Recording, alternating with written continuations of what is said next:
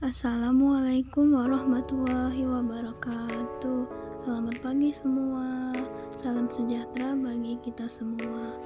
Perkenalkan, nama saya Rehana Salsabila dengan NIM 2304301114.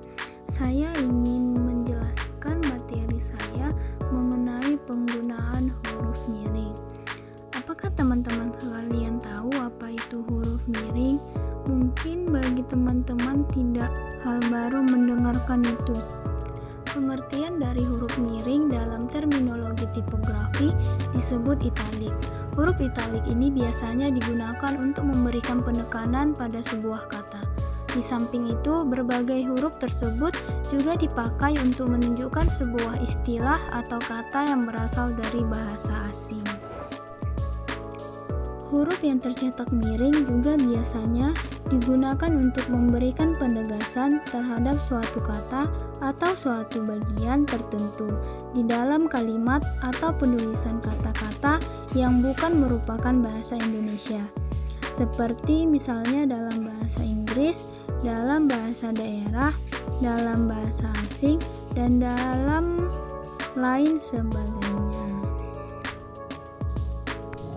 Aturan dalam penggunaan huruf miring. Setelah memahami mengenai pengertian huruf miring, maka Anda juga harus memahami bagaimana aturan penggunaan huruf miring yang tepat dan sesuai dengan pedoman umum ejaan bahasa Indonesia. Pada dasarnya, ada beberapa aturan penggunaan huruf miring atau cara menulis huruf cetak yang tepat. 1. Dalam penulisan nama buku, majalah, dan surat kabar di dalam kutipan tulisan. Penulisan huruf miring dalam cetakan biasanya memang digunakan untuk menuliskan nama atau judul buku, majalah, dan surat kabar yang dikutip di dalam sebuah tulisan. Misalnya pada tulisan yang memuat judul skripsi, judul tesis, judul disertasi, judul buku, dan lain sebagainya yang dijadikan rujukan. Contoh penulisannya misalnya, pertama, buku sejarah Indonesia sudah memuat berbagai teori mengenai rujukan yang digunakan untuk penulis. Kedua, melalui buku Negara Kertagama karangan Prapanca, penulis bisa mendapatkan berbagai informasi mengenai sejarah pada masanya. Ketiga, surat kabar Kompas yang terbit tanggal 9 Desember 2021 memuat mengenai berita bencana erupsi Gunung Semeru yang berada di Jawa Timur. Selanjutnya, huruf miring ditulis untuk mengkhususkan huruf.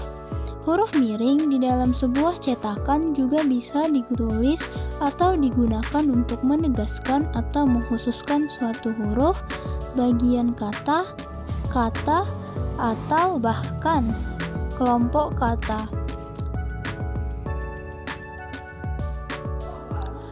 Contoh penulisannya misalnya, tulisan ini tidak bermaksud untuk memengaruhi pembaca agar dapat percaya, tetapi hanya sebagai media informasi yang seimbang dan pelengkap teori pada penelitian sebelumnya. Aturan pada instansi tersebut sudah jelas bahwa setiap hari Kamis, karyawan diwajibkan mengenakan pakaian daerah atau pakaian adat. Ketiga, huruf miring dalam menulis nama ilmiah. Huruf miring dalam cetakan juga biasanya digunakan untuk menuliskan nama ilmiah atau sebuah ungkapan asing. Akan tetapi, hal ini tidak berlaku pada sebuah ungkapan nama ilmiah atau ungkapan asing yang ejaannya sudah disesuaikan. Ada beberapa fungsi dari kata yang dicetak miring.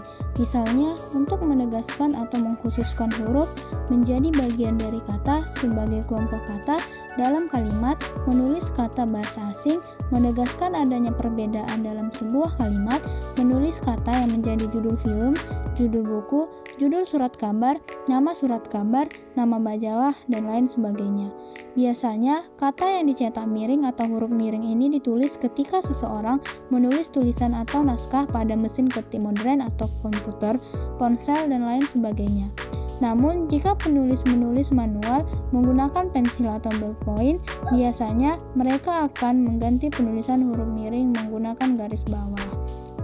Sekian materi dari saya, lebih dan kurang saya ucapkan terima kasih. Wassalamualaikum warahmatullahi wabarakatuh.